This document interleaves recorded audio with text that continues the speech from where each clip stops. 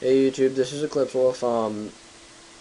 I decided I was going to do a deck profile today because I didn't know what I was going to do, and the last few times that I was using Camtasia, I didn't realize that I wasn't recording system audio, so uh, if I post them up, they're just a bunch of duels with friends that I don't have the system audio up for, and it messed up all that because there's all this random funny commentary with them, and no one can hear that anymore because I didn't save it. All the sad faces. But um, I'm coming to show you a deck profile, and I guess it's not going to be called a deck profile because I'm not really going to be telling you how I built my deck. This is not how I built it in real life. I actually have a different build for it.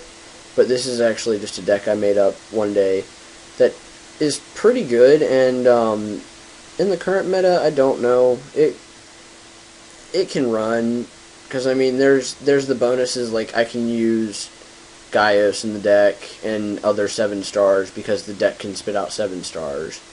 But without further ado, start talking about some of the cards that are in the deck that are useful. The deck is called a Trap Barriers, is what it's named. It's a variant of Ice Barriers that I built. Ice Barriers is one of my favorite sets. There was really no like point to why I didn't like them. I just thought they were really all fun, and they never were really good. And not like they were good at one point, but that was only because of the synchros. Because both the synchros that are good now banned because of that, and it made me so mad because I lost all my synchros that I wanted. So I decided to try and make a deck that worked without using the synchros. The only deck that I came up with is a lock variant of Ice Barriers, and sadly enough, the deck that I actually built in real life, I was using it in a tournament, at a local tournament at a library, and I managed to lock a 6 hands player and extend the match time for all the way into our third duel, where the actual proctor was walking over there and waiting for us to make a move, and I sadly had to forfeit. Kinda, but that's a different deck. That's the actual Ice Barrier deck that I built. This is the variant that I just built and then put together a little while ago. But back to the deck. The main cards that go with the lock are Defender of the Ice Barrier, Dice Soldier of the Ice Barrier, and Secret Guards of the Ice Barrier. And the reason it performs a lock is because Defender makes it to where you can't be destroyed by spells and traps. Secret Guards, your Ice Barriers can't be targeted by effects. And then Defender, just all around, if you control an Ice Barrier, they can't attack if their attack is greater than this defense. Basically, just anything that has high attack, it can't go through, and then if it's lower than that attack, it just can't kill it. And then there's a few cards that you can run in here that works well with the set is Gintala, which when in the end phase you can special summon one Ice Barrier. That's great because it just special summon an Ice Barrier. That targets the Gungnir and Dewalrin. It used to target the other ones, but that's another story. But it's good to target the Synchros, and it also can target any of the parts of the lock that you do not have on the field and just constantly bring them out.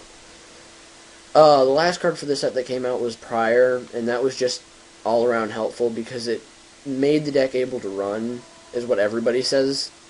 I personally could run it without it, but it's a very useful card. 2 cards that I just put in, like for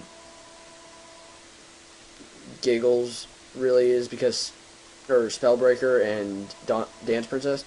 Dance Princess because I like the card effect, or the card art, and the effect is pretty neat too when you use it for back row heavy decks. And then Spellbreaker just because Ice Barriers with this card can stop spellbooks in their tracks by just having this card on the field. It's a 2,000, or it's 2,000 defense and block. And then you have 3 medallions to search for your Ice Barriers, and then a Monster Reborn. Now, I know I don't, and people are going to yell at me, oh, you don't run heavy, you don't run Dark Hole, and there's reasons for that, and I'll get to that now. This is the variant that I built that uses Uria as one of its bases. And being such, it's useful because, I mean, you can't beat Uria. You really can't beat it. When the deck is able to summon him so easy, you can't beat it. It's not, like, you can't do anything for it. But, I mean, and really, this isn't my build, again. My build is way different from this, but this is the idea that goes off of this. This deck can counter the meta right now, if ran correctly, just because of what it can use, or what continuous traps that exist out there now. So, getting on to what they are, Bad Reaction combined with Dark Cure. That's a slow burn. It's not a fast burn, but it's a slow burn at that. And it's enough to be able to do some damage.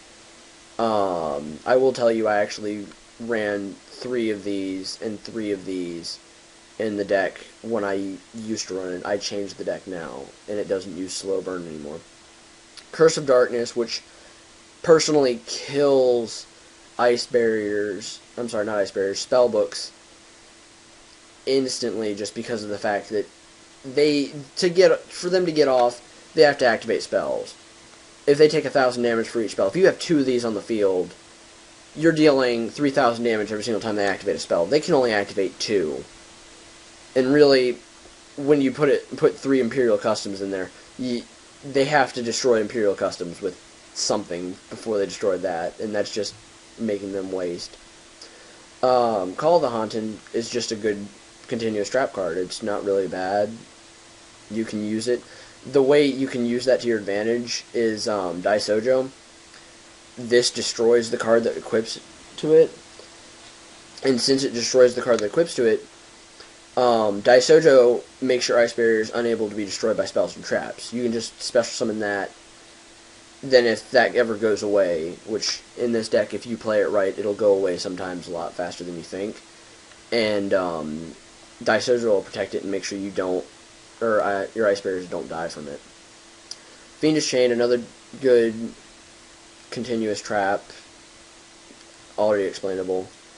Gauzen Match, the whole entire deck's water, except for Uria, in which case, if you do run that, you don't have to. It's just an okay card to put in there. Imperial Custom, that's self-explanatory. Imperial Iron Wall, that's for the meta, that's self-explanatory because it ruins E-Dragons and ruins all manner of spellbooks too.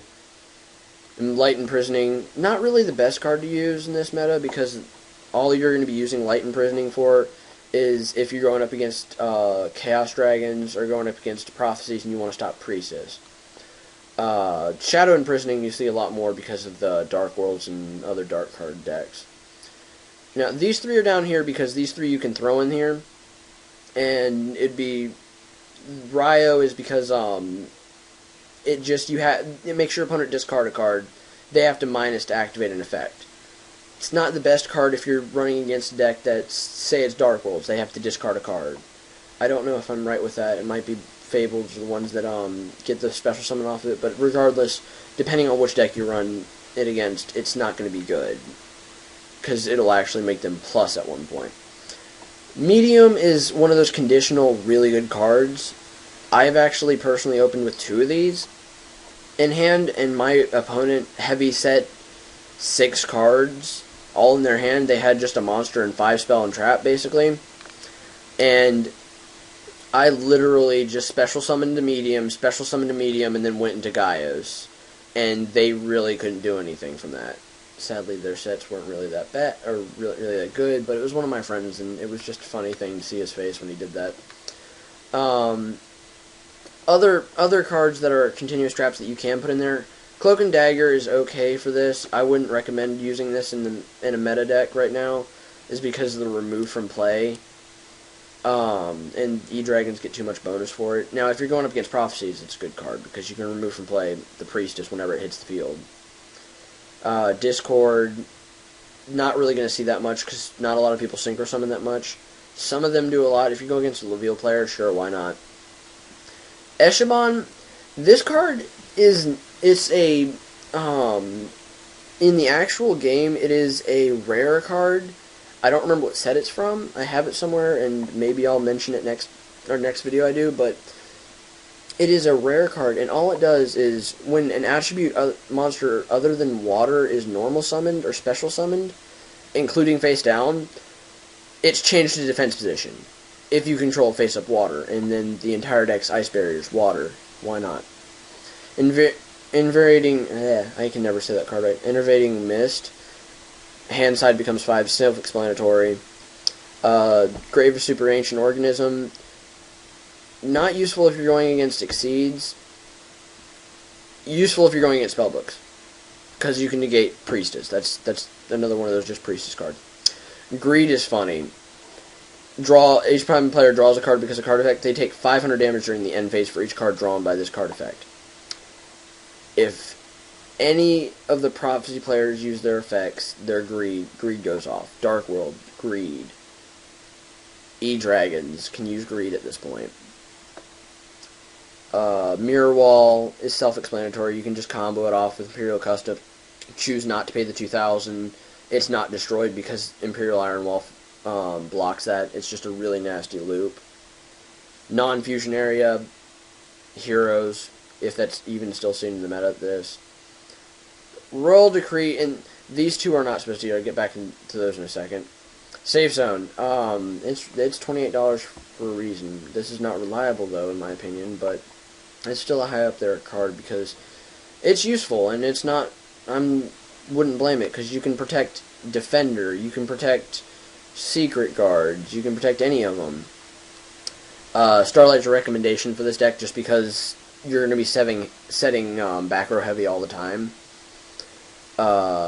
Summon Limit just because it's useful for the meta. If this deck isn't going to go off that fast unless you play a specific hand or get a specific hand. Transmigration Break. Any card returned to the deck is removed from play instead. That's reverse good for spellbooks, and then in that one site when you actually go against Medolces, because I went against Medolces before, played this card, when I activated it, every single time he tried to return a monster back from his graveyard using the Medolce effect, it was just removed from play. It really doesn't hurt them that much, but I had that in Imperial Iron Wall in the field at one point, and he couldn't do anything because they were stuck in the grave. So he was losing effects for Pudding Cess and all that. Then Ultimate Offering is just one of those cards you can throw in there if you really want to use it. I personally don't use it because I don't see the need in paying 500 life when I can just lock my opponent down with this setup right here, or like all the cards in general. Back to the two cards though. Royal Decree and Royal Prison kill this deck. There's a bunch of other cards that kill this deck, but these two, honestly, I think are the ones that kill it the worst. Royal Decree being because this deck is all traps and 4 spells. If it's all traps, the second they play a Royal Decree, you're just like, oh, alright, I don't got anything to destroy it because I don't main deck anything that would destroy it. You can main deck 2 MSTs. I've done it before because I've seen Royal Decree way too many times. And then Royal Prison, that's all around bad for any deck because it's just you can't special summon from the graveyard. There are decks that special summon from the graveyard. But the reason it's particularly bad for this deck is Gantala can't get its effect. Prior can't get its effect. And you basically stop the cards that get your lock back in place if it gets knocked out of place. I mean, then your Call of the Haunted that you run are dead. It just kills the deck really bad. And then, extra deck-wise, you can run anything. Personally, this is actually close to my actual extra deck, because I do run 2 Black Rose. God forbid, I don't know why. I just find it funny. I do run at least 1 Stardust. I run a Hyper Librarian, and then the Exceeds are kind of accurate. Abyss, Gaius, Dweller, Giant I thought about siding. Roach I don't play. I don't know why I still have it there. I guess I just threw one in for this video. But that's the Ice Barrier deck that I have. The Trap Barrier deck that I have, though.